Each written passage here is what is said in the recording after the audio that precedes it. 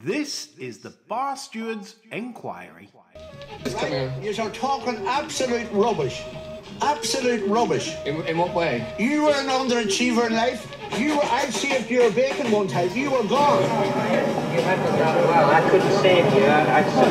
But you did the right thing. Well, that's why you don't know anything about racing, John. I didn't say I do. Right? I'm saying that... What have you contributed to racing? You're one of these take-out merchants. Take out all you can. Hello, and a big warm welcome to the Bar Stewards Enquiry Weekend podcast. Hopefully you've had a blasting Cheltenham, or if not, could we save the day? Probably not, but we'll give it a good go. And joining me tonight is my partner in crime, John Lang, to hopefully produce what he did last year in the Midlands National when he tipped up Major Dundee, which fairly pissed up. You love a national, John, let's be fair. I think it was my last winner over the sticks. Don't be harsh on yourself. And also joining John, my third wheel tonight, is our Northern Paddock sleuth, Adam Norman. Good evening, Ads. Good evening. How are we, gents? All bursting for this show. Tip top now. Yeah, John's bursting with excitement. Just before we get going, just to mention the Naps table, which is, of course, this is the final week of the Naps table because we run it for the jump season. We finish it when, obviously, the Lincoln starts. Then it becomes the flat season Naps table. Sadly, Andy's in front. He's going to win it twice. So, chaps, we need to stop him. Andy's on 13 points profit, 54% return on investment. Me and John are about level. Ads, you're behind. But in a way, in a strange way, because it goes on return on investment, you've got the best chance. If you've got some belters lined up, yes, you could actually overhaul Andy or the most likely to in the unlikeliest of winners. 30 points is to qualify. You would qualify with 30 points. So don't have any non-runners. John, me and you have got to win. I've worked it out. We've got to win about 45 to 50 points this week. That's doable.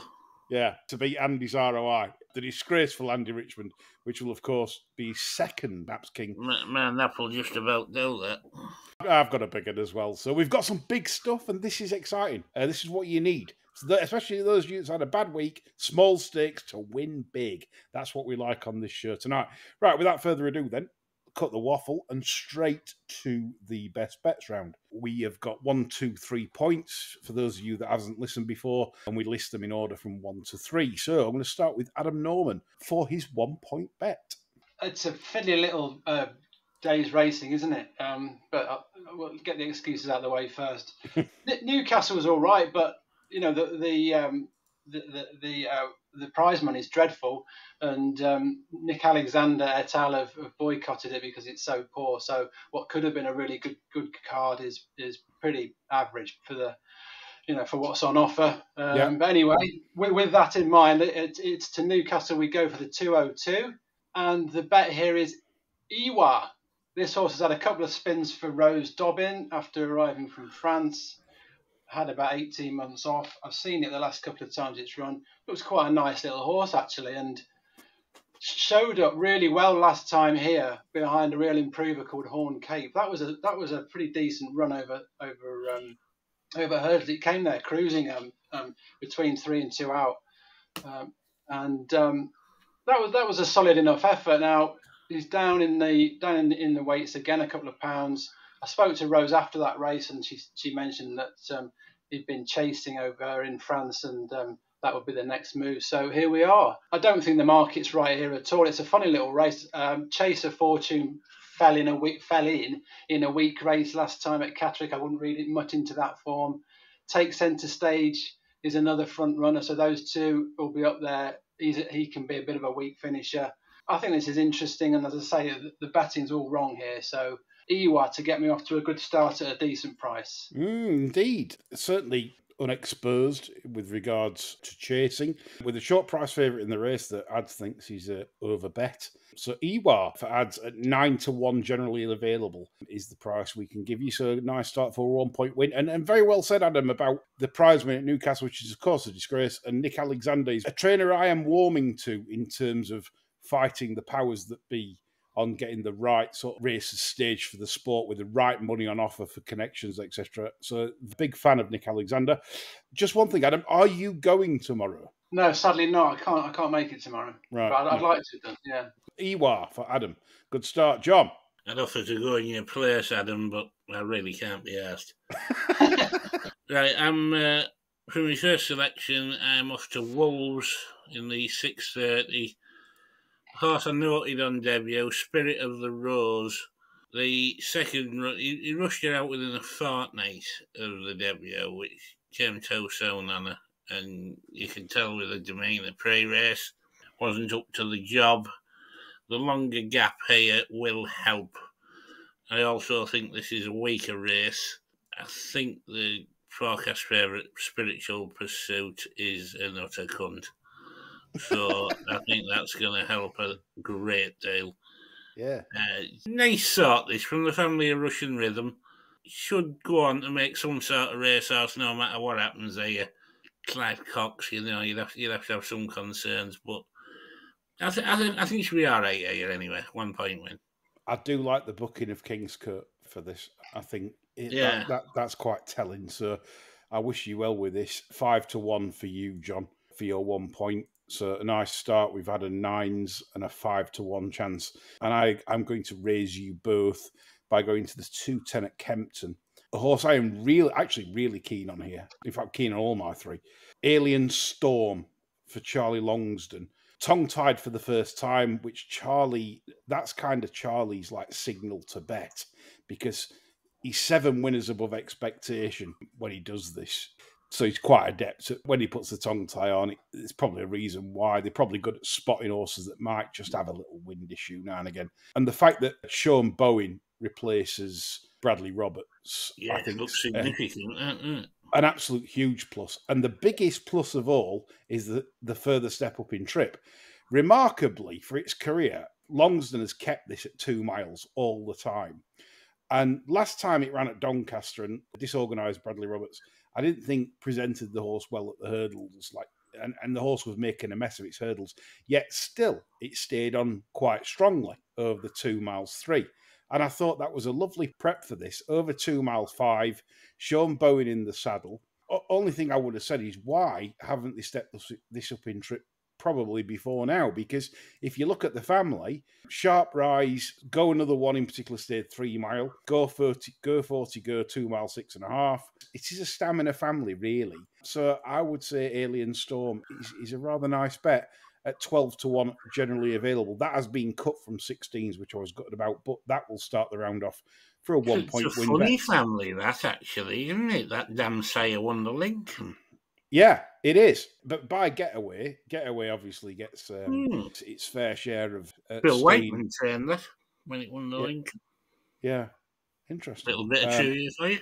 Indeed. In all its races, he's kept it at 2 mile for ages. And every time over 2 mile, it gets badly outpaced and then stays on late. And then last time out at Doncaster, it was making mistakes to make the headway that it needed. At the time, on the running, you could see there was plenty left, and he was like really going through the line strongly. Looks a nice pick, that. I like it at the prices. I mean, it's very competitive, of course, but we are getting a nice price there to finish the round off for the 1 pointers. And we'll come on to that because it's a TV race towards the end of the show. 2 pointer, John, I'll swing it round to you straight away. Believe it or not, I'm having my swan song over the sticks. I'm going to Uttoxeter, the 150. And this is a fair old price, I think. Perseus Way. Ah, yeah, the O.S. Harris horse, yeah. This has a bit of back for me. There was a cracking run last year behind Zenta at Liverpool when held up really to the extent it was beyond the bounds of possibility he could even figure in the race. I think he finished about 7th. Anyway, he was off a while and then just had a nice pipe opener a few days ago. It could be pushing it to say he's absolutely bang on ready for this, but I feel in the mood to take a chance. And I'm willing to chance him having a going day. He's got good form on heavy ground as well. I'm giving him a spin up here at long odds. 2 points win. Why not? We need to catch the Richmond. John has gone well, don't worry. Yeah, Paddy's a Betfair 25s for John is awarded to him for his 2 point selection. Carrying the theme on, it's the same race, John. So my 2 point bet goes in your race, the 150. This is my shortest price of the 3. One Ion Vegas at 4-1, generally available. I think this is a little bit of value because Jaguar, I think, is a bit on the weak side. I think Cunty Bay, the second in. Oh, what? Canty Bay. Sorry, speak error. Terrible broadcasting. So yeah, this horse won a very weak race at Ludlow and got pummeled £7 for that. Can't have that. So One Eye on Vegas. This is a really interesting runner. It beat Lady Balco at Leicester. This was like at the time you thought, well, that's nothing form. Lady Balco since has just bolted up twice, and including last time for a mark of 100. So it's probably gone up to 110, 112.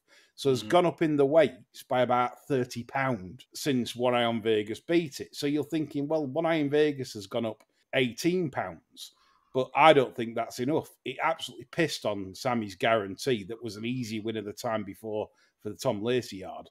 I don't think they've got hold of this yet. I think this is 120. 4-1, I think, is a nice price. I think it's progressing, stays very strong. It'll improve further if they go to 3 miles. So the heavy ground over 2-4 will be absolutely perfect. And very well handicapped, low weight, Blue Brazil, nothing not to like. One Eye on Vegas for me, 2 points win, 4-1 general. Adam, finish the round. Another quite a decent price. It's in the 355 at Kempton. Horse I quite like is Hitching Jacking to continue the Skelton theme of the week. I think this one is seriously unexposed as a chaser. He's a real strong chasing type, and this doesn't look like it's going to take a great deal of winning. Again, I think the market's completely cockeyed here. Egbert, I'm a little bit dubious of him. Wasn't that keen on that race he won at Doncaster last time. Happy to take him on. Java Point, I think he is a danger. He's still well handicapped on some of his best form. But coming back to Hitching Jacking, slowly with this horse, Skelton. The form is okay with what he's done over hurdles, but as I say, he always looked like he was going to be a chaser. Only had a couple of spins. Don't know why, but I quite liked him last time when I saw him at Donny behind Raffle Ticket and Cruise Control. That looked strong form. They came away. Hitching Jacking came there with a bit of a chance, but here he is over an extra half mile, and I think this 3 miles is going to suit him. As I say, totally unexposed. The track and trip should be ideal. Looks well handicapped, and again, I just think he's probably, I think probably 3 points over what I would put him in. I'd make him sort of a 9-2 type in this. So Hitching Jacking for me here, 355. 355 Kempton. Love it. Love the reasoning. And that is for you. You can have 7-1 generally available. That's for Hitching Jacking. Like Norm says, probably a couple of points in that. And if you, of course, subscribe to Patreon, which I urge you to do so, because it's £7 a month, which is for nothing. You get absolutely everything. Norman's paddock notes, and he says Hitching Jacking is one to watch over further. If they go over further, they're going over further. This is the D-Day. You could have been on already burgling the prices. But yeah, the £7 is top value for money. So I urge you to do so if you haven't, because also you will get the 5 to follow that's coming out next Wednesday, which is our flagship show, really, in terms of recent seasons, how we've done on the 5 to follow on the flat. So this is an exciting time to subscribe to Bar Stewards as the flat season commences next week with the Lincoln. So thank you, Adam, for that. Hitching Jacking 7-1 for you for your 2-pointer. That finishes an interesting round.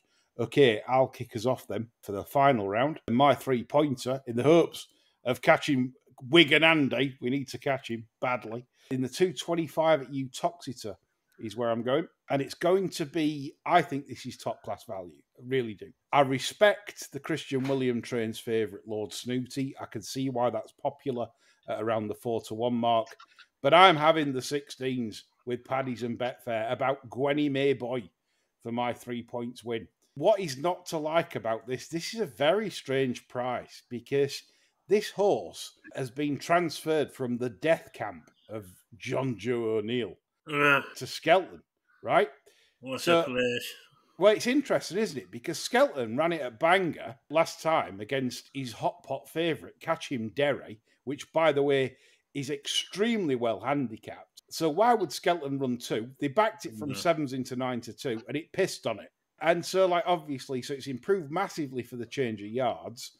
Catch Him Derry the time before had beat Hobbs Delight. I know this is at a lower level, but if you look, Hobbs Delight since came out and won and beat Fantomas. So Catch Him Derry is a very well handicapped horse in his own rights. And the market's not caught on that this pissed on it won ridiculously comfortably.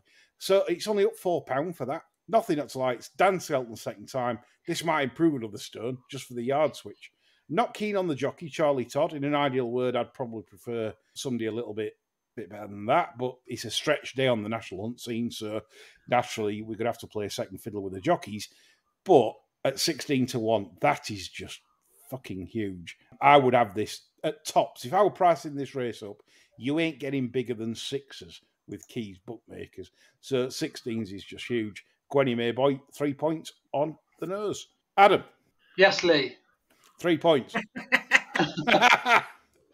Come on. Okay, this is a biggie actually for me. So I went to Newcastle 10 days ago, not a 3-hour round trip to back one horse, and that horse was Green Hill Gardens, a horse I'd seen run a few times in the autumn before Christmas, and the horse just wasn't right, sweating between its legs and on edge. Quite a nice type, bit backward, but I was just waiting for him to run in the spring, hoping he would be a different sort of horse. And sure enough, he rocked up looking in good nick at this track, as I say, 10 days ago, only to come there swinging on the bridle between the last two, and the race was voided with a crocked horse on the running. Oh my God, yeah, I forgot about that, yeah. So with that in mind, I've just got to go in again. It's a stronger race, but we're getting bigger odds. This horse just isn't an 87. It's 100 sort of, well, at least 100 type at this stage. It's homebred out of a useless sort of dam called the Toft, who also has another horse on the card called Torosay in the previous race. That's the half brother. Anyway, that's beside the point. Green Hill Gardens, as I say, I think he would have won last time. I don't know because there's no videos of it. It's a void race, and I was watching it not on the TV. I was sort of looking at it down the track, so I wasn't quite sure what was going on because, as I say, there was a crocked horse on the run-in. So I think he was going to win. So, he would come here probably £5 higher. Patrick Wadge is absolutely brilliant for the 3. You could make claims for a few in here. I know we put up Brandt on the edge. I think a few weeks ago it was pulled out.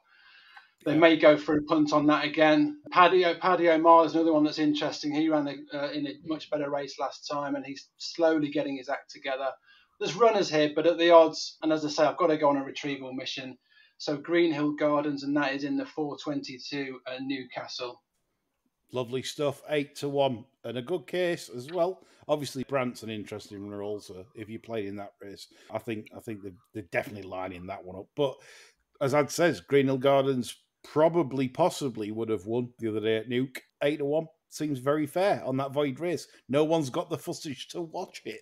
You had to be there or remember it to do that. So these are often the best bets when there's no footage. 8-1 there. That's with Paddy's 888 William Hill. You can get 17-2 with Bet Victor, but you can't take them to court if they won't pay you because they're based outside of the UK. Tough tits. Right, thanks, Adam. Lovely nap so far, liking it. John, finish us off.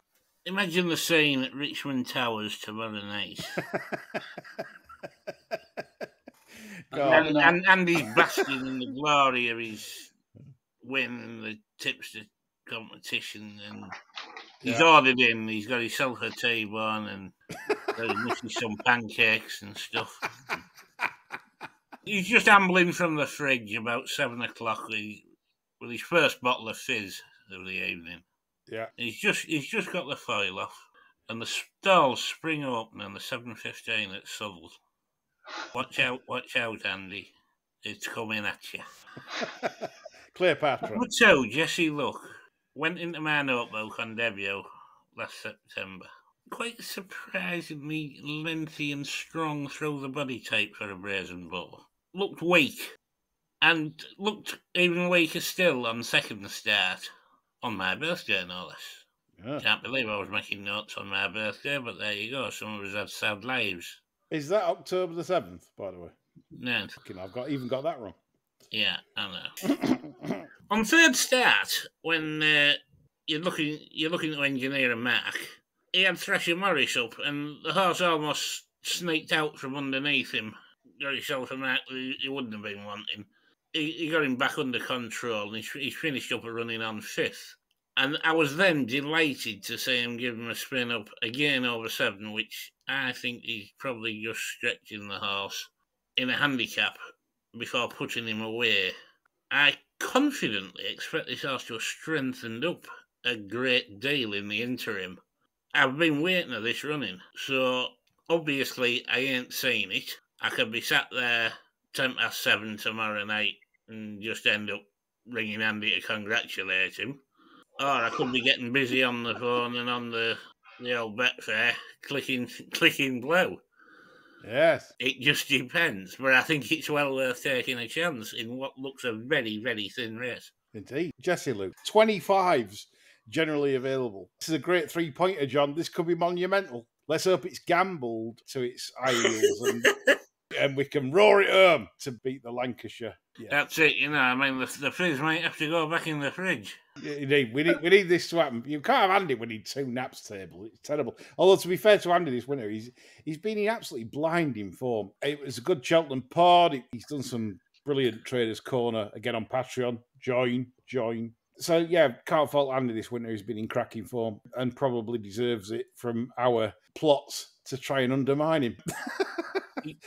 This winter, he's been like Fred Winter, hasn't he, really? Yeah, he's had a very, very, very solid winter as Andy. So, fair play, but we try to do our best to be twats and usurp him on the very last day of the Naps comp. Right, great rounds, chaps. Some massive prices for folks there. If that's not worth listening to, Jesus, what do you want? 25s perks, 16s perks, 12 perks, 9s perks. Absolutely big price perks all over the place. I'm sorry. If you want a perk, you know where to come. Exactly that. If you want a perk, come to the Bastards. Indeed. I feel like Mickey Donovan now. If you've ever watched Ray Donovan fans out there. We come on to the television round. This is where we go through the TV races to see if we can steer you onto something which is appreciated sometimes by listeners, because obviously if they like something, if John says something or Adam says or Andy says something, it kind of steers them in a certain direction. So usually to delay. Anyway, the 150 at Uttoxeter is where we start. We'll start off at the Premier meeting. John loves the National, loves it. Absolutely just thrives off it. So, Adam, John's tipped up Perseus Way. I'm on one eye on Vegas. Brilliantly named horse. What would you go with here if you have the choice? Ooh, not my kind of race, lads. I've got to say, tricky handicap hurdles. The form of the Edmonds barn has been ridiculous, hasn't it? Marsh ran another good race just now in the Mare's Chase. A couple of winners at Fakenham. Yeah, one arm Vegas has done well to come back from injury.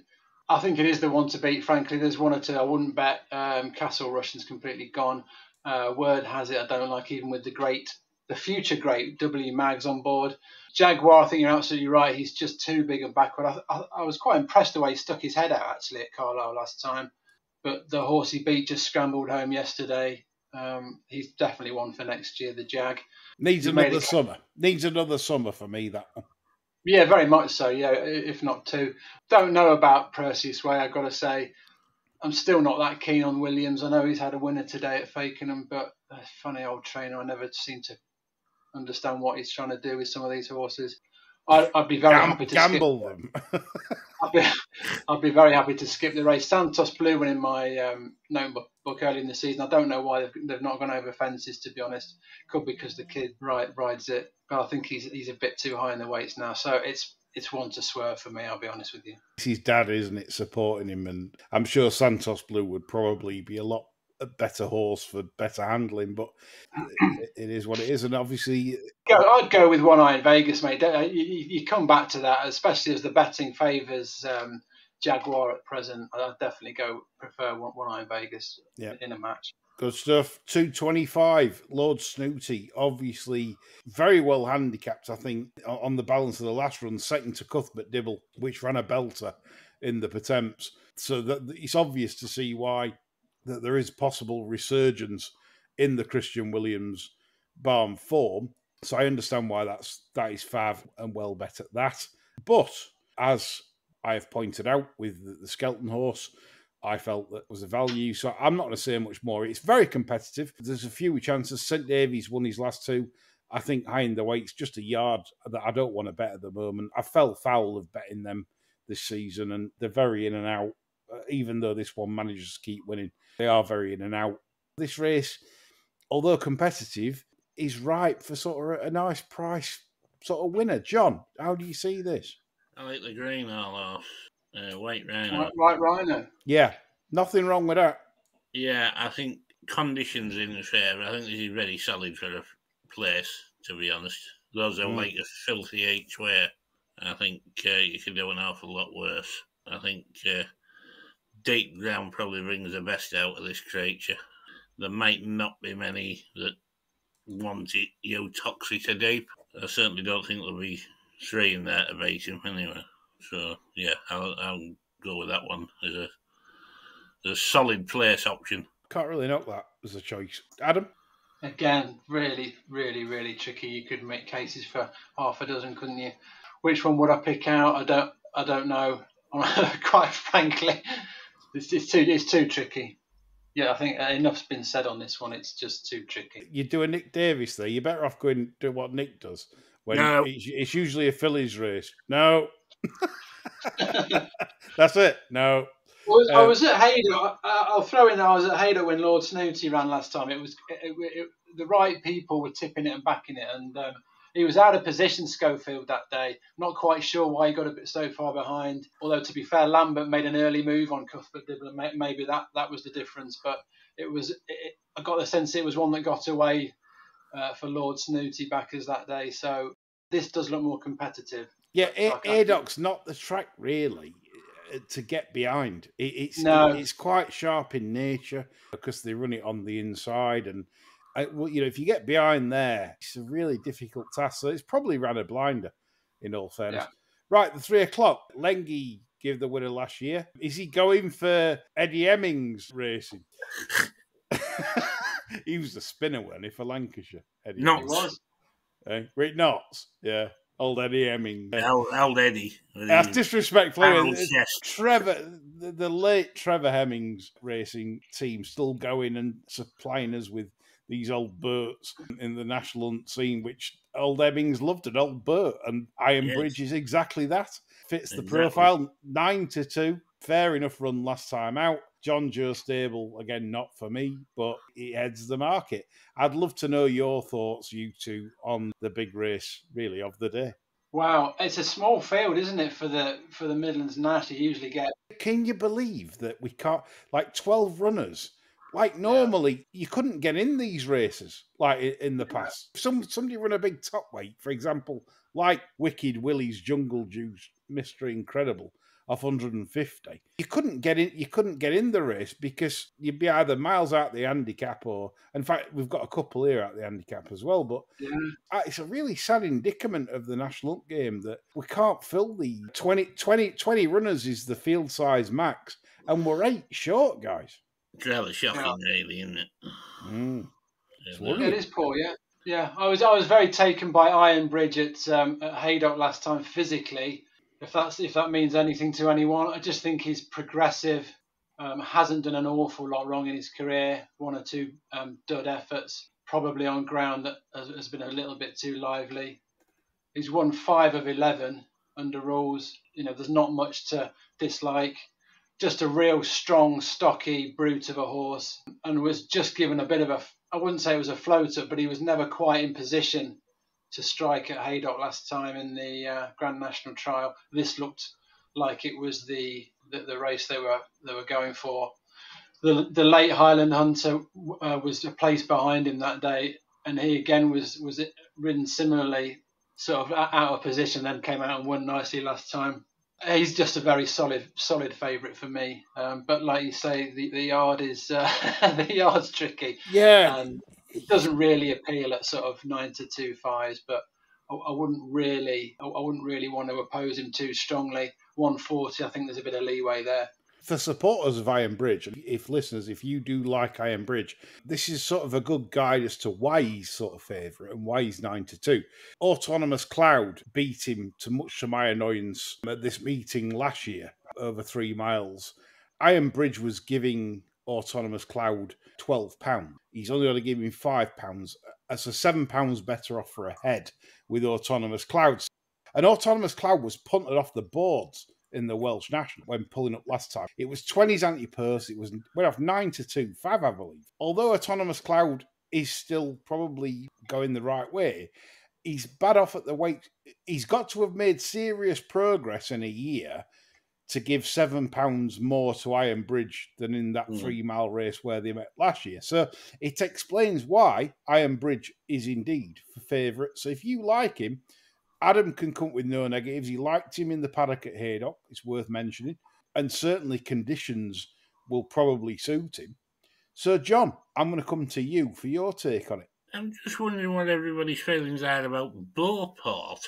An interesting choice. I thought, in the autumn, this was asked a fair old question. A run on the 4th of November, a run on the 9th of December, and then a pulled up on the 13th of January. I thought by the 13th of January he'd completely had enough after having hard races over a distance of ground, you know? Yeah. This goes all right on heavy. He's been freshened up. You know, you'd probably think he's been retired anyway, 63 days off. I just thought that this boy might just about be on a workable mark here and not too much actual weight on his back at 11.4 for the conditions. Sorry, Adam, that was the one at prices that I liked because I see it's been cut to 16s. 25s was certainly more attractive. This horse, don't forget, October 2022, when Miller's Bank was actually Miller's Bank, beat Miller's Bank at Carlisle over 2.5. And it's like, that is serious form. That in the context of, I know it's like different distances and this, that, and the other, but what I'm trying to say is that I think if the real Beauport turns up on the day, he's going to be like uber strong here. These Twisting Davidson horses have a habit of sort of going off the fizzle a bit, don't they? And then come back and they'll probably win a Welsh, Scottish and Irish fucking national or something, you know? Yeah, it's the type that could surprise, I think, at big odds. Yeah. He's the one I like at a big price. Only 12 runners, so it's not going to be like one of them where it's kind of difficult to... They won't go mental early on, will they? And they'll be haggling for position and that. They might actually ride it fairly sensible, and with a circuit to go, they might all still be hanging on in there for a change. You know, you haven't already had 5 pulled ups and whatever. This is a horse that just hasn't delivered yet over fences for whatever reason. And I wish he always seems to be out of position. He's always held up out the back because he's a sort of a keen going sort. And I just think I don't like the jockey. I'll be honest with you. I think Naylor's bang average. He's crap. I remember he got it home here on this day 2 years ago in the good handicap, beating Boot Hill, who's obviously gone on to be a good chaser. It's all there. He just hasn't done it. And as I say, half the time he's just not in the right place. He was going.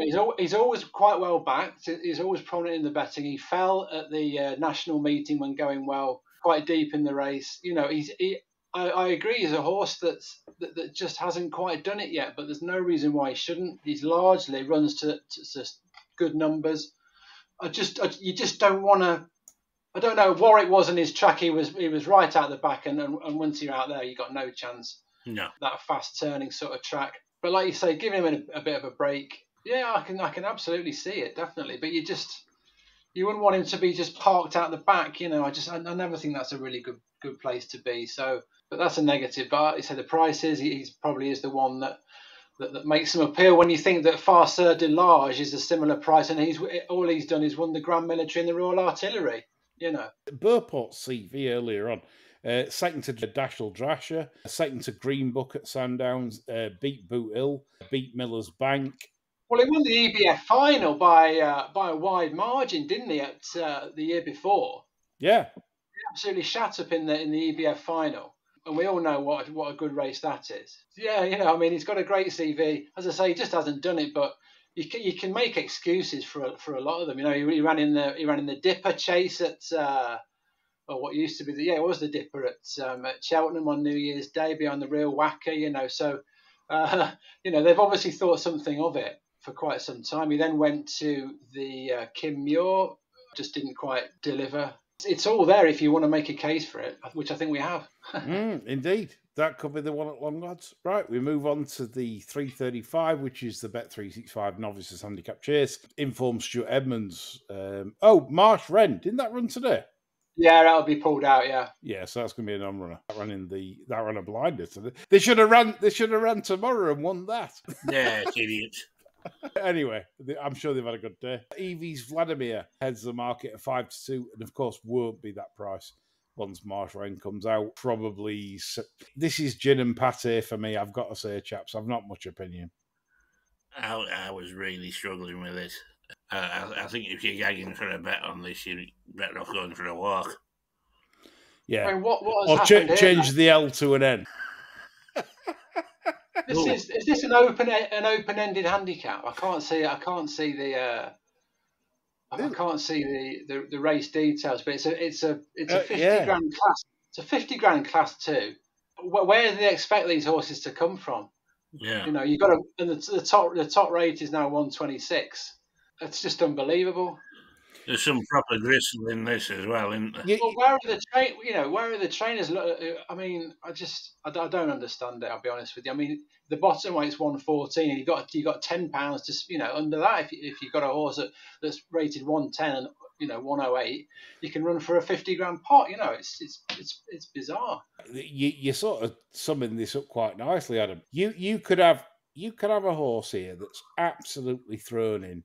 If you're shrewd as an owner in connections, you could think, right, well, do a novice chase, do a novice handicap, bolt up off 108, maybe go up to 116, think, yeah, we've still got another stone to come. And you're racing for 26,000 for the winner and 12,000 for second. It's bonkers. It's bonkers. No, I see Jack Tudor's come here to ride 1 or 2 for his boss, Christian Williams, the aforementioned. And that thing could be an improver, that Fortune Favours the Bold.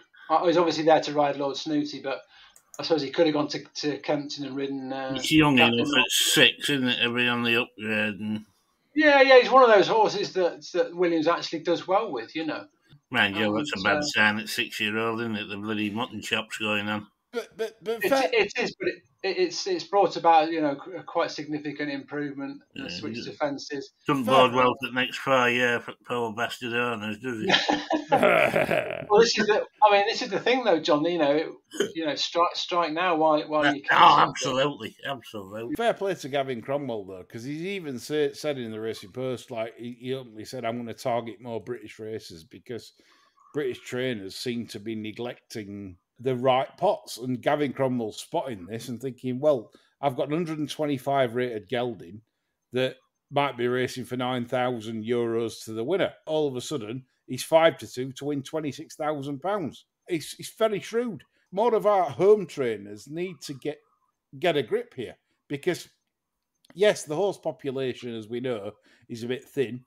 Nevertheless, pick your targets. Like Nick Alexander's already said, don't go to Newcastle for shit pots. But then, why isn't Nick Alexander sent something down to Uttoxeter for a 3-mile novices handicap, Adam? Yeah, he sent Elvis Mail down for the Handicap Hurdle earlier in the day. It's surprising that he couldn't find something to... You think he could? Go in. Look at the past winners of this race. You've got Dirasha Counter, Sam's Adventure, Ask Me Early, Autonomous Cloud won this last year, beating... was it Iron Bridge? Yeah, we don't. These are proper 150 types.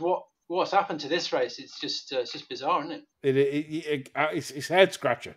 But then this is it. This is what you get. You plan your target. You should look at races that are not attracting the kind of entries that you'd expect and go there. The obsession with Cheltenham's immense because the prize money's shit. We go to Kempton. We finish Uttoxeter. 135 race is our dairies for. This is a really bad TV race. I expect, this is what I predict, Bo Balker, Harry Cobden will bounce it out in front and just bomb on. It's not guaranteed to be that. It's just a prediction. And I think if he does that, it's a race-winning move. There is zero pace in this. None. Not niche, nada. So if Harry Cobden isn't proactive, this could be a farce of a race. But I think he will because they know what they're doing. So, 9-4, I'm all over Burbalco here, to be honest. Race ourselves for a farce then, do we? There's nothing that makes the running. Mm. Nothing. Mm. Burbalco's gone forward before, so you'd think that Pumpkin, my Pumpkin might be pissed tonight, you don't know. Pumpkin would just tell Cobden and just say, get on with it. It's keen. He jumps okay. He jumps well. Get him in a rhythm. Kempton suits that kind of horse when they're in that kind of rhythm, jumping up front. Point for nothing sort of bet, do you think? Yeah, mate? yeah, absolutely. 9-4. Take the 9-4, get out at 5-4. I will be shocked. I will be shocked if Cobden doesn't make. If he doesn't, he's an idiot or he's pissed from yesterday. It could be a bit of a switch up here. Western Zephyr was a prominent racer early in its career, quite a keen going sort. Made all in a bumper. Won 3 hurdles. Hasn't translated it yet to fences. They've tried to hold it up, and it's not worked out. After a break, I can see him changing it around and kicking on. I think Bo Balco's as soft as anything. I actually laid it in running at Muss last time, thinking fully expecting it to curl up, and a bit like that thing that you fancied last week, Golden Sun. I think this is. I think it fell in at Musselburgh last time. Yeah, it was a dreadful race, and look at the crap it beat. It's not for me, lads. I'll be honest with you. I'll be getting out as soon as I could if I backed it pre-race. I don't know much about the others. Issard Dairy. I don't know enough about the Gary Moore horses. I think Western Zephyr is actually a little bit interesting, probably more interesting as a back to lay if you're watching them down at the start, which I mean, quite often I don't. I put my bets on until I see them milling around at the start. And if Shawnee Bowen's looking to make all, then I'll definitely have a few quid on. Indeed, watch the walk round is the key there. I think to a few quid. It's one of the few edges that we've got, lads. You know, if you're lucky enough to be, pro or semi-pro, the way that they're looking at the shaping up down at the start can be a massive edge. And I know the Betfair market does move. You know, you've got to be quite quick-witted, but if you've got some margin like in this race with Western Zephyr, it could be worth a few quid. Good stuff, Adam. The decent race now, the 2:10, the 2 mile 5 handicap hurdle. Irish Hill, obviously well handicapped now off 124. Bit of a cunt though. Love this race title, by the way. What hang on. Read Nicky Henderson's exclusive Unibet blog handicap hurdle. I bet that's been some tasty reading this way. Yeah. Absolutely. Nico de Bonville must have spent week in Benidorm. Oh, I bet he wish he did. Watching the race on the big screen, drinking pints. Coming to this, obviously I've tipped Alien Storm. I'd never have thought to God I'd have seen West Balboa at 16-1 to win a race of this standard, but she's just been horrific. So in her last 2 runs, and it's one of them again. Some people might chuck a few quid say at West Balboa and say, "Look, this is a good mare and can't be 16." When mares start dropping hints like this, I know it's like Marie's Rock, isn't it? Yeah, it's best to take the fucking hint. Yeah, it is. We have to learn. Like people will follow Marie's Rock off a cliff. If they keep running her and she drops down the weights, it'd be Marie's Rock. Class like this on a day, but sadly with mares, if they'll still be there in 2 years saying, "Well, surely she can win this fucking claimer." Yeah, I'm surprised at West Balboa. Obviously, Skelly's got Boomborn in, and Harry's chosen Boomborn. But again, there won't be a deal of speed in here, so I wouldn't want to be held up too far out of my ground. So I'd like a prominent racer, ideally. Irish Hill's very well handicapped. The case is there to see. 5-1 market leader, but has looked a bit jadey. And hence the blinkers. Just looks a bit... Any tips in this, chaps? You've kind of convinced me to run with you. Yeah, occasionally I can do that. You know, you made a good case. I came into this without any firm convictions either way. Yeah. And I think I'd be quite happy to rock along with your selection there. Well, Brad, I bet yours at Doncaster last time, Lee. Solid each way, and of course it came fourth, didn't it? Of course it did. Yeah, you know. Really solid each way. I actually quite fancied it. I can't recall the race, to be honest. I know you've talked us through it. I think I was surprised that it stayed on as well as it did, because it just looked like he'd almost given up on it because its jumping had been so erratic. Yeah, there's definitely some mileage in the mark. Like you say, the breeding's really interesting. I'm slightly worried about the ground. If it is on the soft side, the softer side, it can be a bit hard work there. I suspect this one probably prefers a bit better ground, but yeah, there's leeway in the mark, and it's run here really well before, hasn't it? This time last year, he's definitely interesting. Boom Born is obviously very interesting. Probably looks like it's been laid out for it, but yeah, again, these competitive handicap hurdles not really my bag. Go with Alien Storm is the advice from the Bastards. The 245 is the Unibet. It's Miller's Bank when it was Miller's Bank again. We need the old Miller's Bank would absolutely trounce them. But again, what about the new Miller's Bank? Yeah, well, this is it. He's had wind surgery. He's had 3 wind surgeries now. Alex Hales knows what the problem is, as in it can't breathe, which is a sad state of affairs because he's a nice sort, a good chaser, but clearly can't breathe. And it takes all the fun out of it for a horse if they're suffocating, doesn't it? Yeah, he's had a lot of problems, obviously, and I can see why Alex Hales also has gone for the graded route rather than handicaps, because you get small fields. Probably you could get slowly run races, nothing too extravagant, and it might not test the wind. But is this for fucking veterans here or something? Because all these have been around. No, it's just a shit race. But yeah, I mean, Miller's Bank, 3 wind ups is a big no for me usually. I think that more or less says that the horse is it's whistling. He's prone to some pretty serious errors as well, the horse, unfortunately. Yeah. This is the thing, Adam, right? You got Found On that's third in the market. As good a mare. Good record freshly. Yeah, she's got good record fresh. That's well pointed out. She's beat Twig fresh. Yeah. That's the one. If you back in Found On, that's a great call that she does run very well fresh and might be good enough. But that mark is absolute nosebleed territory, isn't it? 140. It is. She does. Yeah, and she does rattle off the good ground as well. Same with Phlegmatic. People say, "Oh, loves Kempton," but again, 140. There's a thing here with this horse, isn't there? Phlegmatic. Yeah, it he was never winning anything, was he? He was sat at the back, creeping into it, and then just falling short at the end, wasn't he? Everybody starts thinking he's a monkey. Then on the 13th of January, they changed tactics completely, didn't they? They were right up there all the way. Yeah, we all laid it the night before. Yeah, and like the horse was not a bother, was he? No. So then you go to Kempton on the 24th of February, expecting them to do the same thing. And where does he start? Right at the fucking back. They put Skelton back on it. I mean, it won with Durrell on it. This is it, he seemed to just do his own thing. And there's a theme here, isn't there? Yeah, very bizarre. Yeah, and he's beaten the winner of the Ultima.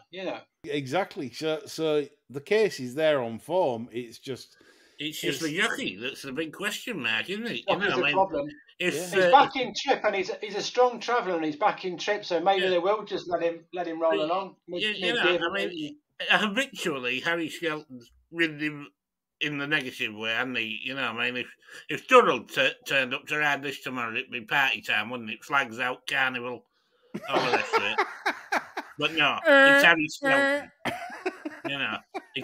Harry Skelton turns up, it's like a Nazi float turning up at Notting Hill Carnival. There's some disappointing horses in here. You could run this 5 times and have 5 different winners. Outlaw Peter's a bit soft, isn't it? I don't know much about it. He is. Lord Baddesley, the same, I would say.